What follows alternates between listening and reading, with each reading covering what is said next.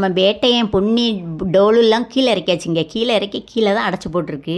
அவங்க கீழே வந்து பாருங்களேன், எப்போ மாடிக்கு வரணும்னு மாடியை பார்த்துக்கிட்டே இருப்பாங்க. நானும் மாடியிலேருந்து பார்த்தேன்னா அவங்க கீழேருந்து மாடியை இமைக்காமல் பார்த்துக்கிட்டே இருப்பாங்க. சரின்னு சாப்பாடு வைக்க போனேன். சாப்பாடு வைக்க போனோடனே போலு தப்பிச்சு வெளியே ஓடியே போயிட்டு, ஐயடா வெளியே ஓடிட்டே அப்படின்னு தேடி தேடி பார்த்தேன். சரி எப்படி மாடிக்கு வந்துடும்னு, அதே மாதிரி மாடிக்கு ஒரு செகண்டில் வந்து எப்படி பாவம் போல் படுத்து கிடக்கு பாருங்களேன்.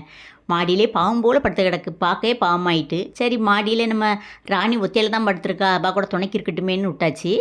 அவங்களுக்கு வந்து அம்மா நீ ஏம்மா கீழே விட்ட அப்படிங்கிற மாதிரி கேட்குது. எனக்கே பார்க்க ரொம்ப பாவமாக இருந்துச்சு. எனக்கு இனிமேல் மாடியில் போட்டுற வேண்டியதா அப்படின்னு ராணிக்கு துணைக்கி போலையும் மாடியிலே போட்டுற வேண்டியதா அப்படின்னு போட்டாச்சு. அவங்களுக்கு சாப்பாடும் வச்சாச்சு. நம்மளுக்கு அவங்க அவ்வளோ பாதுகாப்பு கொடுக்காங்க. நம்ம அவங்களுக்கு எவ்வளோ உறுதுணையாக இருக்கணும் அப்படிங்கிறத மாதிரி தான் நான் நினைக்கிறேன். நீங்களும் நாய் வளர்த்துருப்பீங்க. நீங்கள் எப்படி வளர்ப்பீங்கன்னு கண்டிப்பாக கமெண்டில் சொல்லுங்கள்.